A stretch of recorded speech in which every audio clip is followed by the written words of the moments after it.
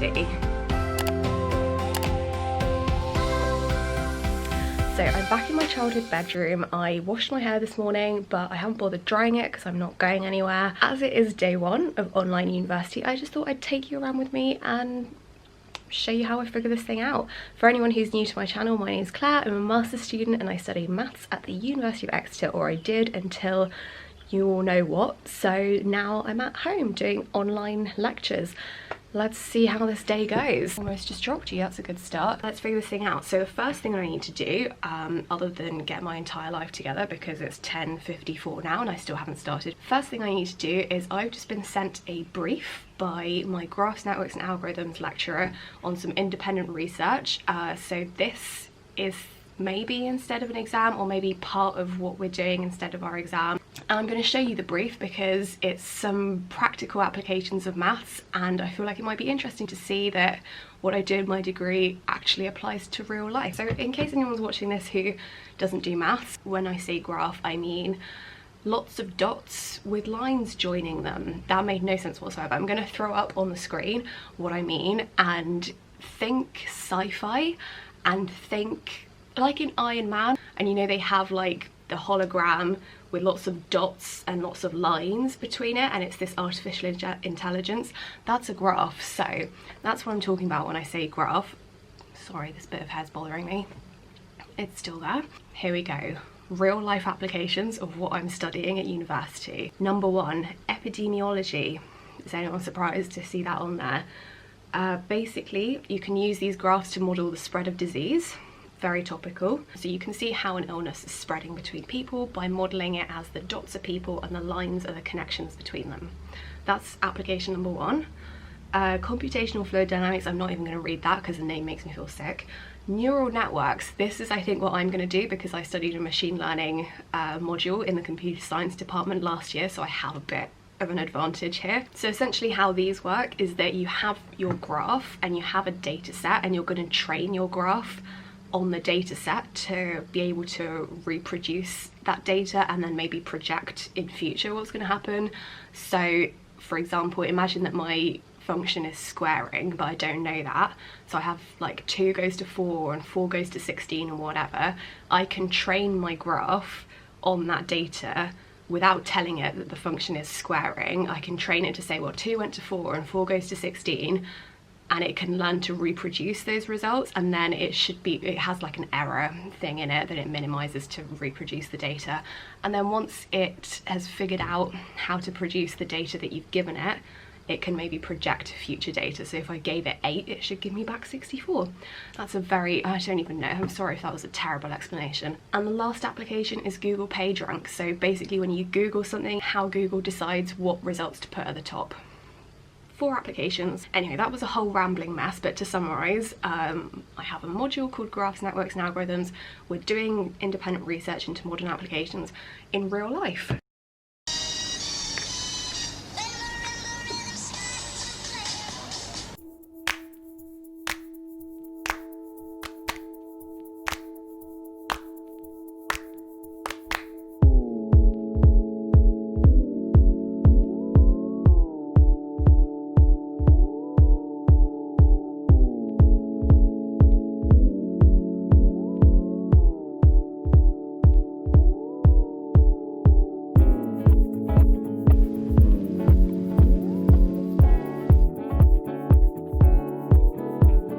Right, so I'm now going to do some advanced probability theory coursework, and I'm also going to set up my bullet journal because I just realised earlier that I forgot to do that for this week. As far as lectures go, my university is using Microsoft Teams, but I've not been told anything about lectures happening, so I might just not have any.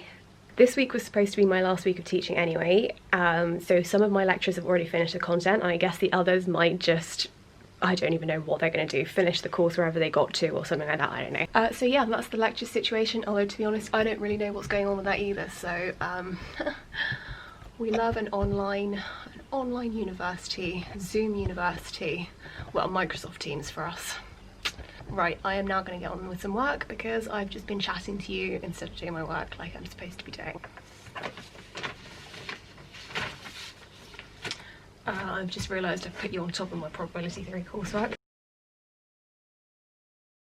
That's my dissertation down there with my supervisor feedback. And here, oh no, this is just blank paper. Here we are. Prob theory. That's what we like to see. I had a moment there where I thought I might have left it at university and my entire life just flashed before my eyes.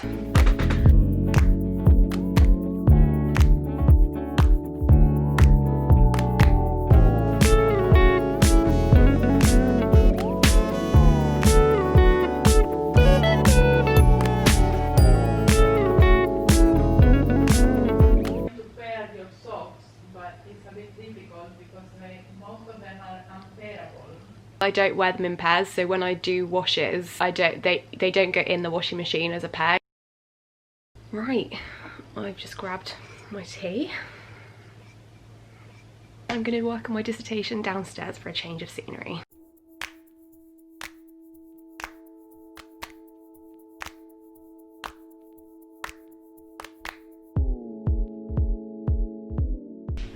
I've just been working on my dissertation downstairs. I've only been doing smaller edits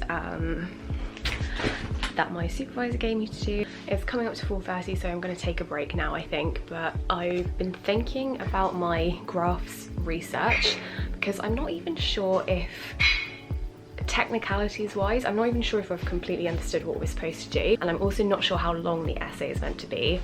So I don't know, I've been thinking about yeah, things like this that make it really awkward doing online university, because usually I would just go see my lecturer about it.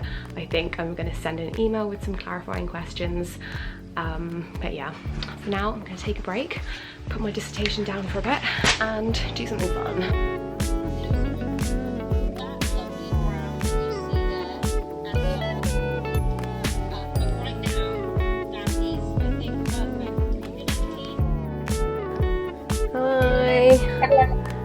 Flatmate Zoom. Yay. Cute. I think we've done it. There we go.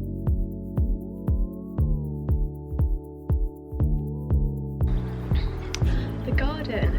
This is definitely an advantage of being at home. I have like a courtyard thing in my university accommodation, but it's surrounded by all the student rooms, so everybody's window looks out on it, and I definitely would not exercise there. But as I've been inside all day, I'm going to jump up and down a bit. Well, that was day one of online university. I thought I'd come outside to the garden and chat with you a bit. Oh geez, this was maybe not my best idea, filming out here. So I've had a very nice day, and we're chugging along with the masters. We're almost done. Last week of official teaching this week, and then it's just get my dissertation in and revise for whatever's happening with the exams. I just felt like this was a day of independent study, which I have quite a lot at university, so it didn't feel that different except for the fact that I was doing it at home. But it's not like I've never studied at home, I just prefer to study in Exeter, where I go to university. I didn't have to wake up early this morning, that was nice. But yeah, I miss the whole student life experience, being on campus, being able to use the library, being able to talk to lecturers face to face. I am willing to email, of course, but it's difficult to, especially maths, it's difficult to communicate over email. So that's definitely a downside. I'm gonna have to figure some stuff out on my own, I think. It's about 5:30, so I'm gonna sign off now. Thank you very much for watching this day in the life of an online student. Don't forget to like and subscribe if you enjoyed the video, and feel free to check out all my other university vlogs and content for some self-isolation entertainment, and I will see you in the next one.